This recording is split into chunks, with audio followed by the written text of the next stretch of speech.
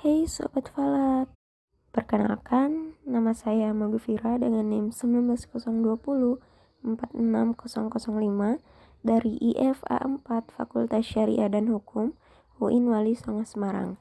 Nah, kali ini kita akan membahas tentang irtifa atau tinggi benda langit. Di sini kita akan membahas tentang implementasi segitiga bola dalam menentukan irtifa atau ketinggian benda langit. Berikut penjelasannya.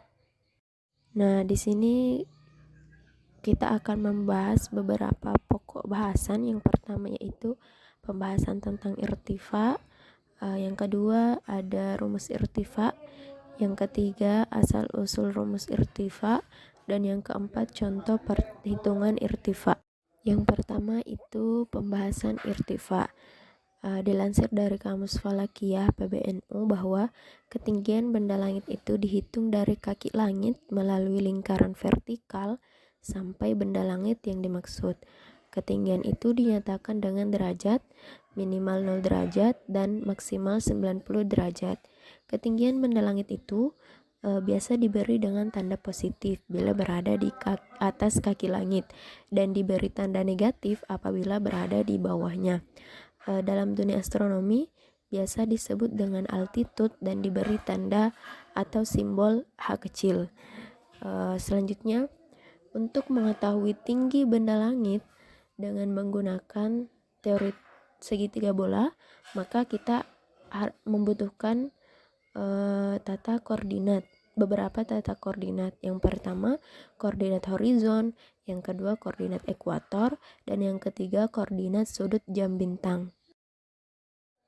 Seperti yang telah dijelaskan sebelumnya bahwa kita membutuhkan 3 koordinat untuk bisa mendapatkan nilai ketinggian benda langit. Nah, ketiga koordinat tersebut tentunya memiliki fungsi masing-masing. Yang pertama itu koordinat horizon ke arah zenit. Nah, koordinat ini berfungsi untuk mendapatkan nilai ketinggian benda langit. Yang kedua, koordinat ekuator ke arah selatan berfungsi untuk mendapatkan nilai deklinasi.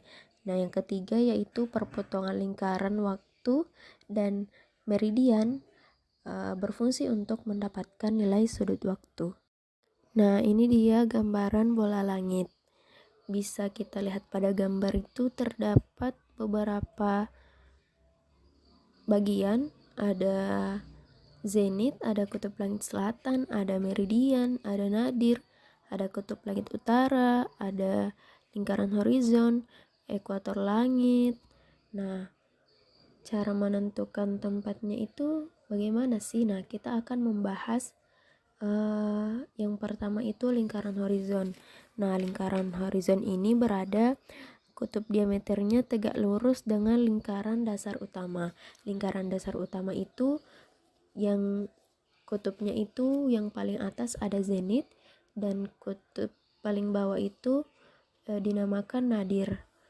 Kemudian ada KLU dan KLS. Nah, garis penghubung antara KLS dan KLU ini dinamakan lingkaran waktu.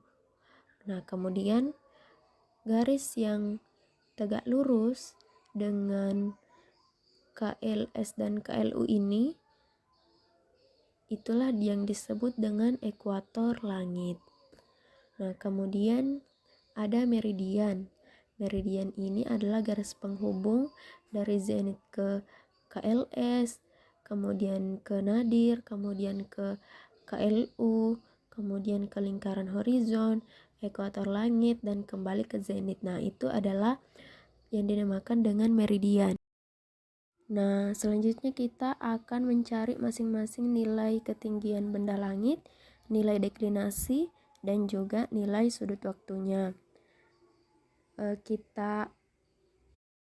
Nah, pada gambar bisa kita lihat ada sebuah bulan. Anggap saja itu adalah benda langit yang nilainya kita akan cari. Dari horizon kita tarik ke arah zenit ke atas, itu adalah nilai ketinggian benda langit atau H. Nah, nilai zenit ke horizon itu adalah 90.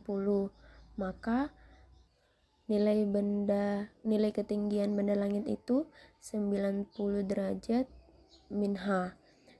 Kemudian kita mencari nilai deklinasinya.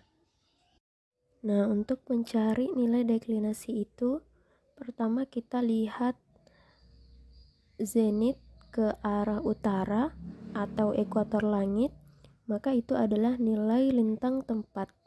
Nah, sama saja jika zenit ke arah selatan atau kutub langit selatan, maka nilainya juga itu adalah lintang tempat. Jadi nilai deklinasi itu kita sebut 90 derajat dikurang deklinasi. Nah, selanjutnya itu adalah sudut waktu. Nah, untuk mencari sudut waktu itu kita lihat pada lingkaran waktu dan lingkaran meridian. Nah, perpotongan antara lingkaran waktu dan meridian itulah yang dinamakan dengan sudut waktu. Masing-masing dapat kita lihat pada gambar. Deklinasi itu berwarna kuning dan sudut waktunya berwarna biru, dan juga warna hijau itu adalah nilai ketinggian benda langit. Next, pada pembahasan kedua, kita akan membahas tentang rumus irtifa atau rumus tinggi benda langit. Nah, rumusnya itu adalah sin H atau sin tinggi benda langit sama dengan sin lintang tempat dikali sin deklinasi tambah cos lintang tempat dikali cos deklinasi dikali cos sudut waktu. Nah, simbol dan keterangan masing-masing rumus dapat kita lihat pada gambar yang telah disediakan. Nah, selanjutnya di sini kita akan membahas poin ketiga, yaitu asal-usul rumus irtifa. Seperti yang telah kita ketahui pada pembahasan sebelumnya, pada gambar bola langit itu kita sudah mengetahui nilai tinggi benda, nilai deklinasi, dan juga nilai sudut waktunya. Nah, untuk lebih jelasnya di sini kita jabarkan lebih detail ke dalam segitiga bola. Nah, di sini ada segitiga bola yang kita simbolkan A, yaitu 90 dikurang H, atau itu adalah nilai tinggi benda langit. Kemudian ada B, yaitu nilai sudut waktu. Dan di situ ada garis melengkung, itu disimbolkan sebagai sudut waktu. Selanjutnya itu ada C, 90 dikurang deklinasi, itu adalah nilai deklinasi yang telah kita tentukan. Nah, selanjutnya untuk mendapatkan rumus dari ketinggian benda langit itu, kita harus melakukan beberapa langkah sebagai berikut. Nah, yang pertama itu kita harus memasukkan rumus cos yang sesuai dengan aturan umum dalam segitiga bola. Aturan cos tersebut dapat kita lihat pada gambar, yaitu cos A sama dengan cos B kali cos C tambah sin B kali sin C dikali cos A besar. Nah, selanjutnya kita masukkan variabelnya. Kita masukkan nilai variabel A, variabel B, variabel C, dan variabel A besar. Nah, nilai itu kemudian kita masukkan ke dalam rumus menjadi cos 90 dikurang H sama dengan cos 90 dikurang lintang tempat dikali cos 90 dikurang deklinasi ditambah sin 90 dikurang lintang tempat dikali sin 90 dikurang deklinasi kemudian dikali cos sudut waktu. Setelah itu pada langkah ketiga kemudian kita sederhanakan, cos itu diganti menjadi sin dan 90 dan minnya itu ditiadakan atau dalam bahasa sederhananya hanya itu langsung diturunkan, sehingga menjadi sin H sama dengan sin lintang tempat dikali sin deklinasi ditambah cos lintang tempat dikali cos deklinasi dikali cos sudut waktu. Nah, itulah rumus dari ketinggian benda langit. Nah, setelah kita memperoleh rumus dari ketinggian benda langit, kemudian kita akan mengaplikasikannya. Nah, berikut pada poin keempat, contoh perhitungan irtifa daerah Bone, Sulawesi Selatan. Nah, di sini kita ketahui lintang tempat sama dengan min 4 derajat 32 menit 18 detik, deklinasi sama dengan 8 derajat 51 menit 3 detik, dan sudut waktunya bernilai 90 derajat 20 menit 54,93 detik. Nah, kemudian ditanyakan berapakah nilai ketinggian benda langitnya. Nah, di sini juga kita dapat lihat penyelesaiannya. Sin H sama dengan sin lintang tempat dikali sin deklinasi ditambah cos lintang tempat dikali cos deklinasi dikali cos sudut waktu. Kemudian kita masukkan nilai lintang tempat, deklinasi, dan juga sudut waktunya ke dalam rumus.